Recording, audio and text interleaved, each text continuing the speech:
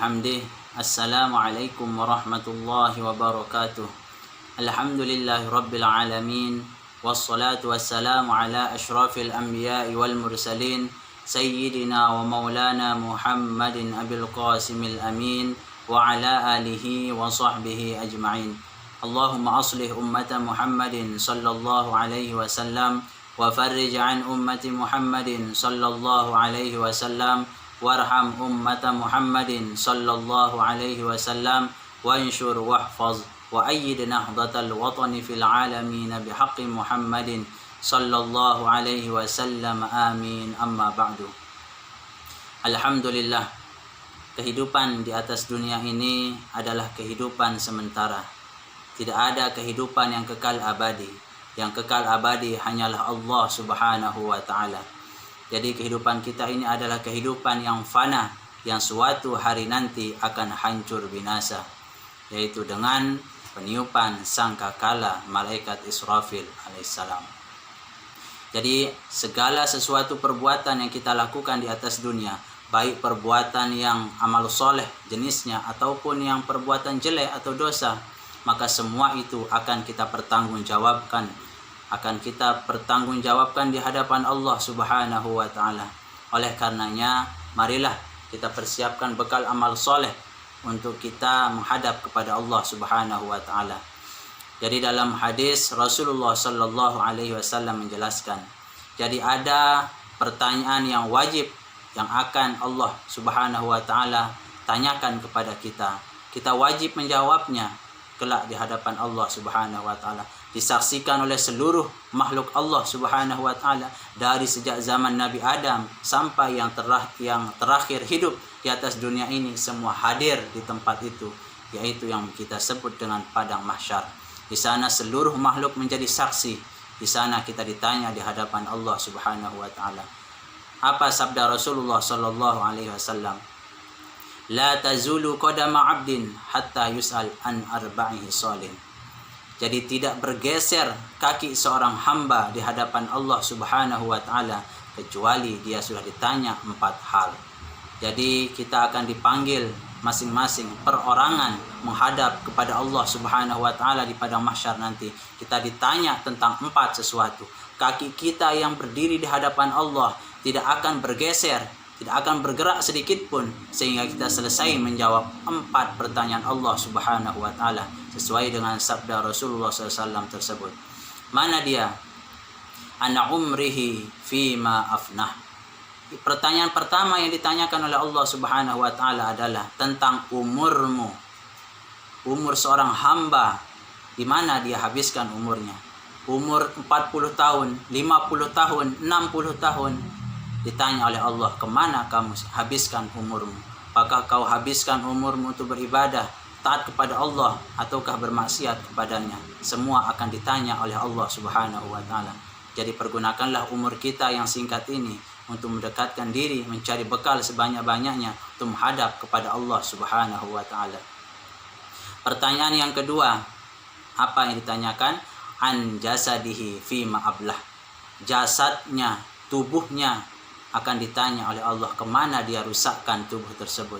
Tubuh yang kekar, yang kuat, apakah dia gunakan untuk ibadah atau tidak?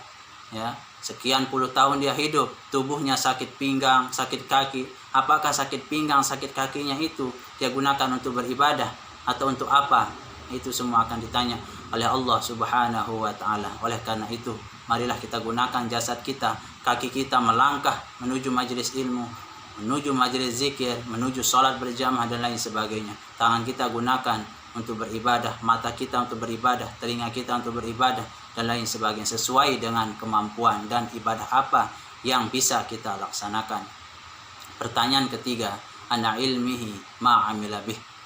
Jadi pertanyaan Allah juga terkait ilmu. Kita yang sudah belajar, sekolah, menuntut ilmu, apakah kita amalkan ilmu kita atau tidak? Kemana kita amalkan ilmu kita tersebut? Apakah hanya sekedar sebagai ilmu saja yang disimpan, ataukah kita amalkan ilmu tersebut?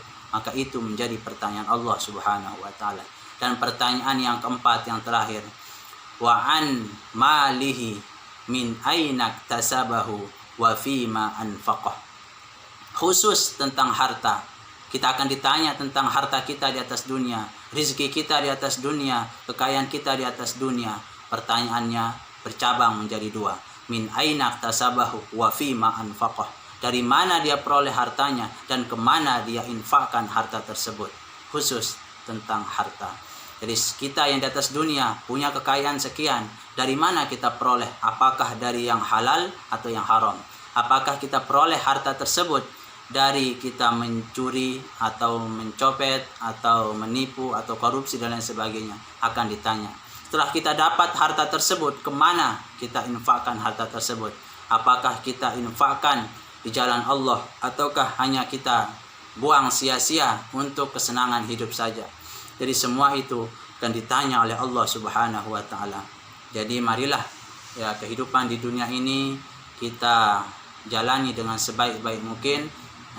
Kita mencari bekal di atas dunia ini. Ya, wa tazawwadu fa inna khairaz zadit taqwa. Firman Allah Subhanahu wa taala dalam Al-Qur'an. Jadi berbekalah kalian menuju akhirat, menuju menghadap Allah Subhanahu wa taala, dan sebaik-baik bekal itu adalah takwa. Imtithalu awamirillah wajtinabu nawahih. Kita menjalankan perintah Allah dan menjauhi larangan-larangan Allah Subhanahu wa taala. Jangan kita pandang bulu, ya. Wah, ini bukan dosa besar, boleh-boleh saja kita kerjakan. Oh, ini masih dosa kecil. Wah, jadi jangan. Jadi perintah Allah kita laksanakan semampu kita, kemudian larangan Allah kita tinggalkan semuanya. Baik larangan itu sifatnya kecil, tidak terlalu besar, ataupun bahkan yang besar. Tapi ingatlah, seseorang tidak celaka karena sesuatu yang besar, tapi seorang itu bisa celaka karena sesuatu yang kecil. Contohnya, banyak orang yang tersandung karena batu yang kecil, jarang sekali tersandung dengan batu yang besar. Kenapa? Karena batu yang besar sudah jelas nampak, wah ini batu besar, saya harus berhati-hati. Tapi orang banyak terlena, ya, tidak sadar dia celaka karena batu kerikil-kerikil yang kecil. Banyak orang yang ya tatkala makan sesuatu yang ada tulangnya, maka dia tersedak karena tulang yang kecil. Sesuatu yang menyangkut di lehernya itu tulang ikan yang kecil, bukan tulang sapi yang besar. Kalau tulang sapi yang besar sudah jelas dia hindari. Kenapa? Karena dia nampak. Tapi kalau tulang kecil terkadang kita ya sedikit terlena, sedikit tidak waspada, sedikit lalai. Itulah yang menyebabkan kita celaka. Oleh karena itu marilah ya kita persiapkan ya bekal kita sebaik-baiknya menuju Allah Subhanahu wa taala. Mengingat 4 pertanyaan yang wajib akan Allah tanyakan kepada kita sekali lagi. Yang pertama tentang umur kita, ya kemana kita habiskan umur kita. Yang kedua tentang jasad kita, kemana kita rusakkan jasad kita. Semua badan kita ini, anggota tubuh kita akan bersaksi di hadapan Allah Subhanahu wa taala. Mata akan bersaksi untuk apa dulu dia di atas dunia, dipakai untuk apa oleh yang punya. Telinga, tangan, kaki semua akan bersaksi di hadapan Allah Subhanahu wa taala. Dan yang ketiga tentang ilmunya, kemana apakah diamalkan atau tidak ilmunya. Dan yang keempat tentang hartanya, dari mana dia peroleh hartanya dan untuk apa dia infakkan hartanya tersebut. Itulah sedikit ya renungan yang perlu kita renungkan bersama, karena kehidupan kita di atas dunia ini hanya sementara, ya paling lama lah ya 60, sekitar 60, 70 itu usia ya rata-rata daripada umat Rasulullah SAW. Mudah-mudahan ya kita menjadi hamba Allah Subhanahu wa taala dan umat Rasulullah SAW yang selamat dunia, selamat akhirat, masuk surga bighairi hisab, dapatkan syafaat baginda Nabi besar Muhammad sallallahu alaihi wasallam. Amin amin amin ya rabbal alamin. Mudah-mudahan ada manfaatnya. Wallahul muwaffiq wal hadi ila sabilir rasyad. Assalamualaikum warahmatullahi wabarakatuh.